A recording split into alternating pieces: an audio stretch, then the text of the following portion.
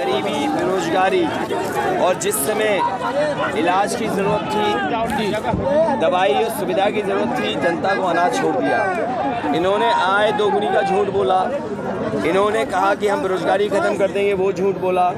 Laptop बांटने की बात कही, वो झूठ बोला। पानी जो पाइप वाटर सप्लाई समाजवादियों ने सबसे पहले शुरू की थी, उस योजना को बंद करके फिर दोबारा शुरू करने जो अभी भी नहीं पूरी कर पाए हैं। वहीं जो हम लोगों ने गरीबों को खाना दिया था, और हम समझते पत्रकार साथियों आपको ज़्यादा जानकारी होगी, समाजवादी पैकेट में जो चीज़ें मिलती थी आखिरकार वो क्यों बंद कर दिया?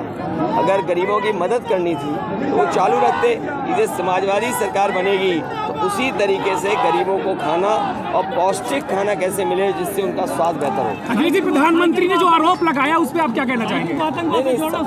तो उनसे ये कहना चाहिए जो बगल में मामा साइकिल बांट रहे हैं, तो क्यों बांट रहे हैं? नंबर एक। नंबर दो, वो अपनी नाकामी पे वोट मांग रहे हैं। उस समय मुख्यमंत्री कौन था, होम मिनिस्टर कौन था, सरकार किसकी थी? क्या कोई कल्पना कर सकता है कि अपनी नाकामी पे वोट मांगे कोई? और पहले किसानों को आतंकवादी कहा, और अब किसको नहीं कह रहे हैं? वो इसलिए कह रहे हैं क्योंकि जनता उनका सहयोग और समर्थन नहीं कर रही है। जनता आज महंगाई कैसे कम होगी वो सुनना चाहती है। नौजवान ये सुनना चाहते हैं कि बेरोजगारी कैसे कम हो। ये वो लोग हैं जिन्होंने फ़ौज की भर्ती 3 साल नहीं की, और कोरोना की वजह से हमारे नौजवानों की उम्र बढ़ गई है। तो आखिरकार इस समस्या समाधान क्या है? और अन्ना जानवरों को लेकर के इन्होंने कई बार भरोसा दिलाया कि समस्या का समाधान हो जाएगा। बताओ, हज़ारों करोड़ रुपया पैसा लगा, वो कहाँ चला गया? इसलिए पर्यटन की दृष्टि से, अध्यात्म की दृष्टि से, आपके किसानों के सहयोग के लिए, आपने नौजवानों को नौकरी रोजगार के लिए समाजवादी पार्टी ने मैनिफेस्टो तैयार किया, और हमें उम्मीद है कि जनता का समर्थन मिलेगा। और जनता को ये भरोसा है कि समाजवादी लोग आएंगे तो सरकार बनेगी और काम होगा, क्योंकि वो एम्बुलेंस चलती हुई देख रहे हैं, 100 नंबर वाली गाड़ी देख रहे हैं, वो चित्रकूट धाम वाली चौड़ी सड़क बनती हुई देखी उन्होंने। ये बुंदेलखंड का एक्सप्रेस वे का सपना समाजवादियों का ही था। ये अच्छा किया इन्होंने, इटावा वहाँ से जोड़ दिया।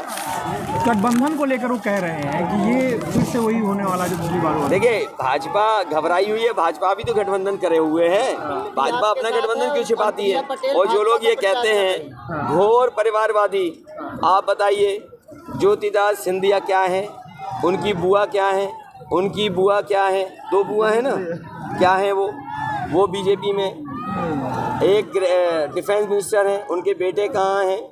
इसी तरह और एक पूर्व मुख्यमंत्री थे, उनके परिवार के कहाँ हैं? बीजेपी अपना परिवार क्यों भूल जाती है? और बीजेपी को परिवार की बात इसलिए शोभा नहीं देती है कि कहीं उनके परिवार पर टिप्पणी करेंगे तो बहुत बुरा लगेगा उनको। इसलिए चुनाव महंगाई बेरोजगारी पर है, कम से कम महंगाई बेरोजगारी का जवाब दें। सरकार इस बार सभा बना पाएगी? समाजवादी सरकार बनाने जा रहे हैं। 2 चरणों में शतक लगा दिया है, तीसरे चौथे में और एक शतक लग जाएगा। चौथे के बाद ऐतिहासिक बहुमत। मैं तो उन्हें बधाई देता हूँ कि हमारा परिवारवाद खत्म कर रहे हैं। हम तो कहते एक आध को और ले लो तुम। कम से कम जो लोग, ये सही पूछा, ये हमारे पत्रकार साथी ने इतना बढ़िया सवाल पूछा है कि जो परिवारवाद की बात कर रहे थे वही हमारे परिवार के सदस्यों को ले रहे हैं। और एक नहीं 2 लिए उन्होंने, 3 लिए हैं। आपके मानीपुर के प्रत्याशी से इतना घबराए हैं विपक्ष वाले कि कह रहे हैं कि अपना दल ने बालू माफिया उतारा तो आपने डकैत उतार दिया। देखिए, वीर सिंह के बारे में ये कहना, और भारतीय जनता पार्टी के एक नहीं बालू माफिया, इनका यहाँ से लेकर के झांसी तक पता कर लो। और सबसे ज़्यादा माफिया क्रिकेट कहाँ खेल रहे हैं? जो माफिया क्रिकेट खेल रहे हैं वो तो बीजेपी की सरकार में खेल रहे हैं, और मुख्यमंत्री जी माफिया के संग जेल में चाय पी रहे हैं। सोचिए आप। और ये तो हमारा जागरूक पत्रकार है, ये जांच करना, जानकारी करना। बताओ, मुख्यमंत्री जी बनारस की जेल में किस माफिया के साथ चाय पी रहे थे? चलिए, धन्यवाद। मदद करना आप लोग भी।